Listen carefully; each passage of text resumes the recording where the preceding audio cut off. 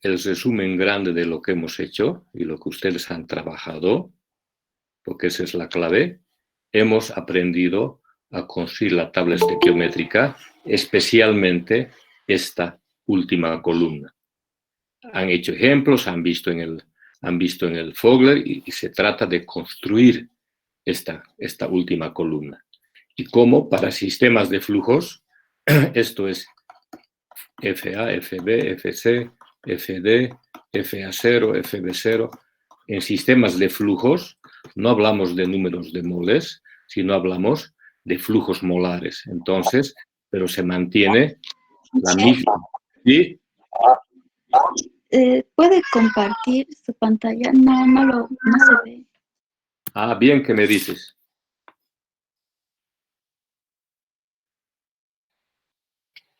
Bien que me dicen. Ya. Solito estaba aquí explayándome. Ya. De nuevo. Ahora sí. Bueno, lo que hemos hecho entonces, a ver si puedo repetir igualito. Mejor voy a repetir. Entonces, lo que hemos aprendido ha sido construir esta tabla. Y dentro de esta tabla, principalmente, esta columna. ¿Cómo armar esta columna? Aquí nos ayudan las relaciones que hemos aprendido para sacar estos valores.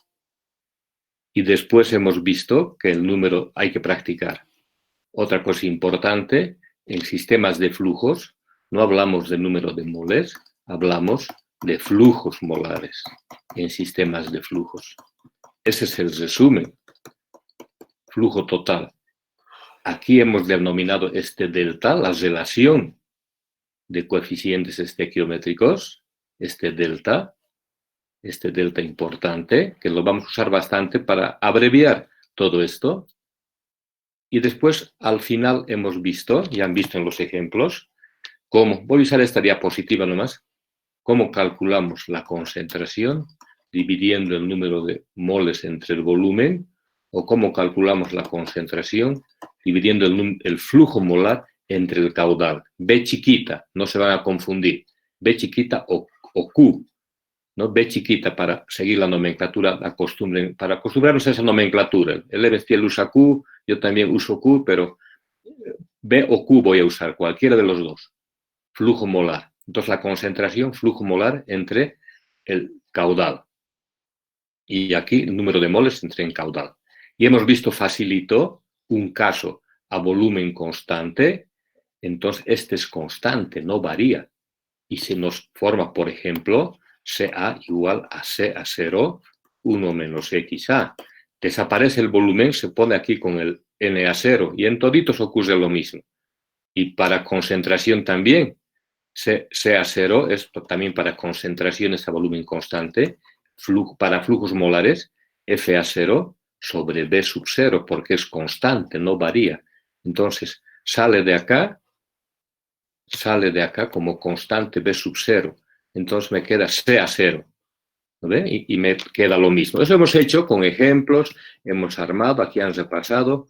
Aquí está lo que les he dicho. Aquí está lo que les he dicho. A volumen constante, aquí abajo. Y para flujo volumétrico también a volumen constante. Algo muy práctico que se usa para seguir la nomenclatura y no se pierden es esta relación. Delta sub B es el flujo de B0 sobre CA0 o es el número de moles inicial sobre NA0. Eso resulta de qué? De factorizar. Factorizamos FA0 de acá y me queda aquí teta sub B, ¿no? De factorizar. Eso han visto en detalle y han podido practicar, por eso es importante que hagan lo que les digo. Los que hacen como les digo, si no alcanzan a hacer en el horario, pueden completar después. Lo que hago es recoger las tareas para ver su seguimiento y tener en cuenta quiénes están asistiendo al curso de verano, ¿verdad? Y de paso, es tarea en clase.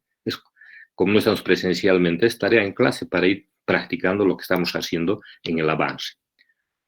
Ahora avanzamos. ¿Qué pasa lo que estaba pendiente? Que quedó al aire. Quedó al aire este cambio de volumen. ¿Qué hacemos cuando hay cambio de volumen? Decíamos, Por ejemplo, CA es igual a NA sobre B. Pero ¿qué pasa si este B no es constante? Hace rato era fácil porque B era constante y salía. Salía constante y nos quedaba CA0, digamos, ¿no ve? Podíamos, si era constante, hacíamos esto. NA0 sobre B sub 0, 1 menos XA. Y aquí estaba constante. Pero ¿qué pasa si no es constante? No podemos hacer esto. Esto está mal. Y entonces, ¿qué hacemos? Se toma en cuenta la variación de densidad y en fase gaseosa se puede usar la ecuación general de gases. Aquí tenemos en cualquier momento, fíjense, es una deducción bien facilita, si es que se olvidan, pueden deducir muy fácilmente. En cualquier momento, tenemos P por B igual Z N total RT.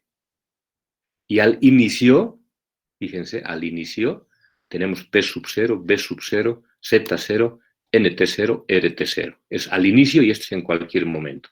Si divido estos dos, tengo esta expresión. Si es un gas ideal, Z se aproxima a 1, esto se simplifica y despejo B. Y me queda esta expresión que está marcada en el recuadro blanco. Esta expresión. Así facilito.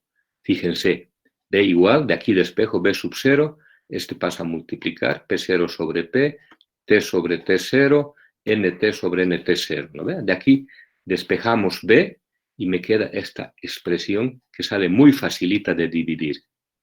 Esta es la expresión que me sirve, es la expresión principal. Porque a partir de esto, yo tengo, digamos, a ver, iremos por partecitas. Si es isotérmico, temperatura constante.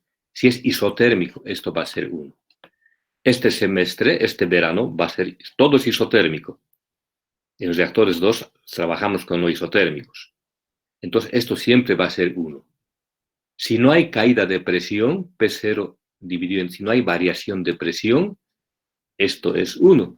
Cuando no hay caída de presión, cuando no hay variación de presión, pero siempre pregúntense de esta ecuación de partida. ¿Qué es lo que varía? ¿Qué es lo que es constante? Si es isotérmico, esto es 1, es claro. Si la presión total es constante, es 1. Si no es constante, no va a ser 1, ya vamos a trabajar con eso. Y aquí me queda NT sobre NT0. Si NT es igual a NT0, fíjense, si NT es igual a NT0, no hay variación en el número total de moles. Entonces B es igual a B sub 0. Y quiere decir que no ha habido variación de volumen. Eso me está diciendo esta ecuación y es correcto. ¿De dónde sale este NT? Este NT sale de la última fila de la tabla estequiométrica. Fíjense aquí, en la última fila de aquí, NT igual NT0 más delta NA0 por XA. De ahí sale. Entonces, cuando tardo un poquito estoy poniendo el lápiz aquí. De ahí sale este NT sobre NT0. De ahí ha salido esta expresión, de la última columna y de la última fila de la tabla. Entonces, si esto reemplazó, y si a delta por y a 0, como en todos, como es costumbre, le llamamos un epsilon, aquí está, le llamamos epsilon, por nomenclatura nomás, delta y a 0 ya está bien, pero se le llama epsilon de costumbre. Si ven el Lebenspiel aparece el epsilon también. Entonces, si hago todo eso, me queda, fíjense, esta es la primera expresión general, esta es la segunda expresión, ya para presión y temperaturas constantes. Para presión y temperatura constante, B igual B sub 0, 1 más epsilon XA. Y esta es la que vamos a usar para gases cuando haya cambio de volumen. ¿Cuándo sabemos que hay cambio de volumen? Cuando epsilon es diferente de 0, ¿verdad? Cuando este es diferente de 1. Cuando epsilon sea 0, B igual a B0. ¿Cuándo es epsilon 0? Cuando No hay variación cuando nt sobre nt0 es 1. No hay variación en el número de moles en reacción gaseosa. O sea, de entrada, si A da 2B en fase gaseosa, entonces, de hecho, quiere decir que hay variación en el volumen, en esta reacción. ¿Vale? Entonces, el volumen puede que no sea constante, especialmente en fases gaseosas. Y esto mismo que hemos hecho aquí para número de moles, esto vamos a aumentar. Fíjense que vamos a ver en la siguiente diapositiva. Vamos a decir entonces, aquí te voy a poner y voy a repetir después, que ahora N concentración es Na sobre B. Si el volumen es variable, ya no puedo poner como hace rato. Ya, si pongo CA0 1 menos XA, está mal y totalmente mal. Porque, ¿qué cosas tienen que poner? Voy a poner aquí. Después, aquí voy a poner. Después en la otra diapositiva está clarito.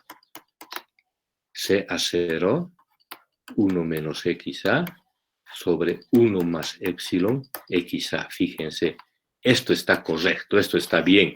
Y si eso utilizan en su ecuación de diseño en el examen, van a tener bien. Si ponen así, va a estar mal.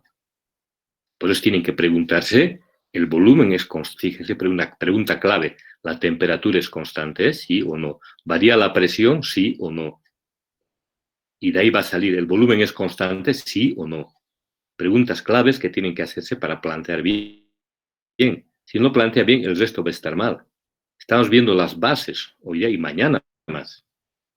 Entonces, fíjense que es reemplazado acá. ¿De dónde salió este volumen? Es reemplazado aquí. Y ahí aparece 1 más epsilon XA. Aparece 1 más epsilon XA. Eso es lo que se hace y lo que van a hacer ustedes. Aquí está un cálculo sencillo de epsilon. Aquí hay un ejercicio. Esto van a ver con calma. Está la presentación en el Classroom y está completita. Aquí está un ejemplo. Digamos, epsilon, si x igual a 1, estoy calculando la nt sobre nt0, a qué es igual epsilon. También se puede calcular de esta manera. Se puede calcular epsilon como delta por y a 0, pero también se puede calcular epsilon de esta manera.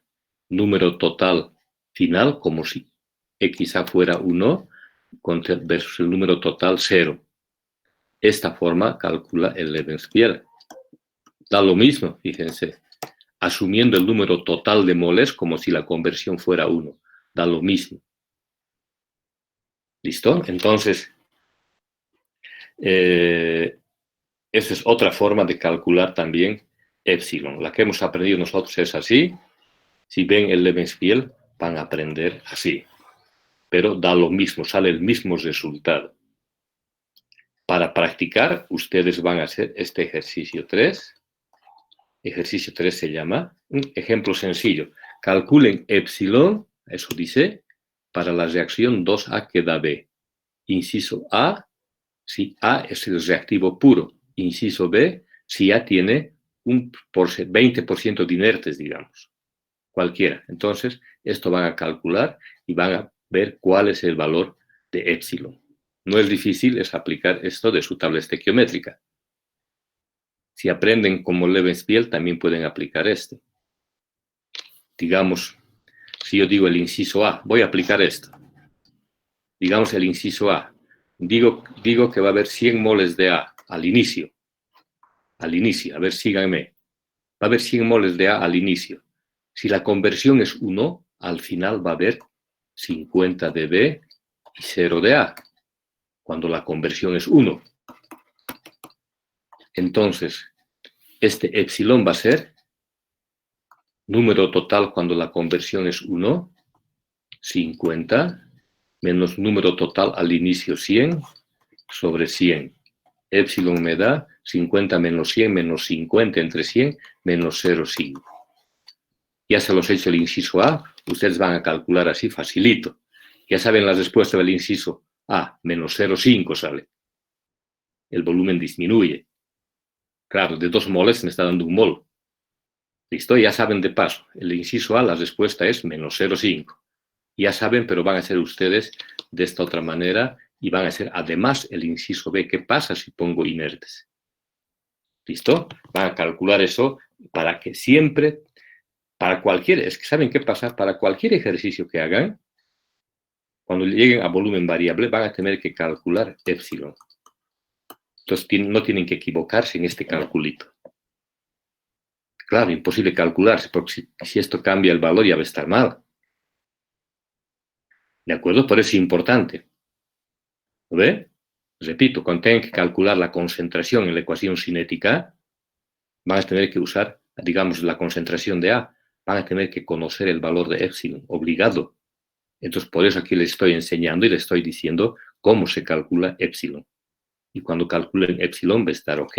Y si esto está mal, está mal. ¿No ves? Si se equivocan, está mal. Tal vez numéricamente no varíe mucho, pero conceptualmente va a estar mal.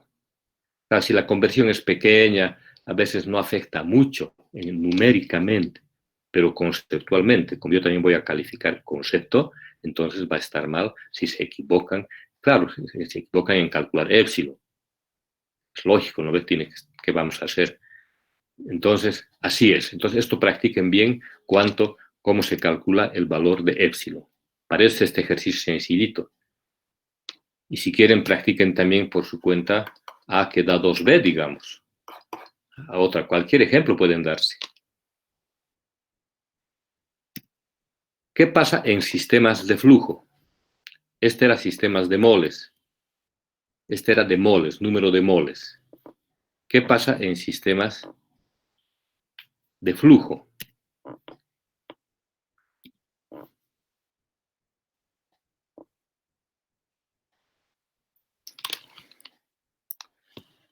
A ver, en sistemas de flujo, aquí voy a dibujar, aquí. En sistemas de flujo, para que nos ubiquemos, ya saben, no tenemos el número de moles que tenemos antes en un sistema por lotes, que vamos a hablar desde el viernes. En un sistema por lotes tenemos un tanque, así como un autoclave, como una olla de presión. Ahora el volumen puede ser variable si va subiendo como pistón y si está cerrado como una olla de presión, puede ser volumen constante. Lo que hemos hecho hace rato. ¿Ves? Si me dicen, ¿y de cómo puede variar el volumen IG? Claro, puede ser un sistema que, como una olla de presión, pero con una tapa que varía, que aquí con presión constante va subiendo como pistón. Entonces el volumen va a ir variando. ¿Se ubican? En este caso, en este caso, en este caso. Repito esto. Es que a veces no nos da más el tiempo. Aquí está. Entonces, ¿cómo puede ser volumen variable? Me pueden decir. Puede haber, primer caso, como un autoclave, cerrado aquí, tapado, como una olla de presión, como un calorímetro, donde hacemos una reacción. Ahí tenemos, y aquí tenemos el gas. Aquí adentro está el gas. Va a reaccionar 2A da B, etc. Por mucho que aumenten los moles, por mucho que aumenten, digamos, A que da 2B, va a haber un aumento del número de moles, pero por mucho que aumenten los moles, en este sistema no va a variar el volumen. Va a ser B igual a B sub 0, constante, porque el volumen está fijo. Imagínense, por eso, una olla de presión, una autoclave cerrada. Entonces, igualito que la olla de presión, si hay aumento del número de moles, el volumen va a ser constante, pero la presión no va a ser constante. En este caso, este va a variar. Este va a variar. ¿Lo ven? Este no va a ser constante. Pero no estamos viendo eso, estamos viendo cambio de volumen. Entonces, pero puede ser un sistema imaginario como que si tuviera así, como un pistón que va subiendo. Entonces va a ir variando el volumen. Y eso es lo que estamos viendo ahorita, variación en el volumen, manteniendo la presión constante. Aquí la presión es constante. Entonces, ¿qué varía el volumen? Eso hemos visto acá. ¿Qué pasa en sistema de flujo? En sistema de flujo, aquí estaba dibujando el reactorcito. Hay un caudal inicial y hay un caudal de salida en cualquier momento. Entonces, este caudal ya no estamos hablando entonces de volumen, estamos hablando de caudal, porque el volumen del reactor es constante. Si es un tanque de 5 metros cúbicos o de 200 litros, es constante. ¿Qué es lo que está variando? El flujo volumétrico, el caudal, si quieren. ¿Y cómo medimos eso? ¿Cómo afecta? Aquí está. Las ecuaciones son similares a las del número de moles. Fíjense, P por caudal igual Z, flujo total por RT. Varía, ustedes esta ecuación la conocen de procesos, que en vez de caudal, en vez de volumen ponemos acá el caudal. P0 por V0, Z0, F total 0. Aquí en vez de número de moles ponemos el flujo molar. Y hacemos lo mismo, dividimos, hacemos lo mismo. Y tenemos esta relación, es la misma. Si se fijan, es la misma. Solo que en vez de volumen tenemos flujos molares. En vez de número de moles tenemos flujos molares. Es la misma, pero la misma forma que la de hace rato. La misma forma que esta. La mismita. Entonces, ustedes, de nuevo sacamos de la última columna de la tabla estequiométrica, sacamos este valor y de nuevo se define epsilon, igual que en el caso de número de moles. Aquí definimos epsilon delta por Y a 0. Entonces aquí tenemos que la concentración, aquí está, me paso aquí, la concentración es flujo de moles sobre el caudal. Aquí está el caudal, estoy dividiendo entre esto, el caudal, y fíjense, me queda esta interesante ecuación que está encerrada en rojo, que es la ecuación 342, que está en función del Fogler. Muy importante, no se van a olvidar nunca de esta ecuación, que está en función del número de moles. ¿De dónde sale FJ? De la última fila. ¿Y dónde sale FT? De la última fila de la tabla estequiométrica. ¿No ves? TFT es la suma. Ahora, cuando presión constante y temperatura constante, llegamos a esta misma expresión. Aquí esto no se van a confundir, el volumen estoy poniendo como B grande y este es una B así, manuscrita, así, B sub 0, como el Fogler. Entonces el caudal, si quieren Q igual a Q sub 0, 1 más epsilon XA también. Entonces de ahí sale, pero a veces cuando varía la presión o cuando son varias reacciones o cuando queremos trabajar con flujos molares, usamos esta ecuación. Usamos esta ecuación. Y no usamos esta otra. ¿No ve? Esta, de flujos. Pero normalmente lo que vamos a usar primero es esta otra, esta que está aquí, con epsilon. ¿Listo? ¿De dónde sale? Aquí está. Y eso van a hacer ustedes.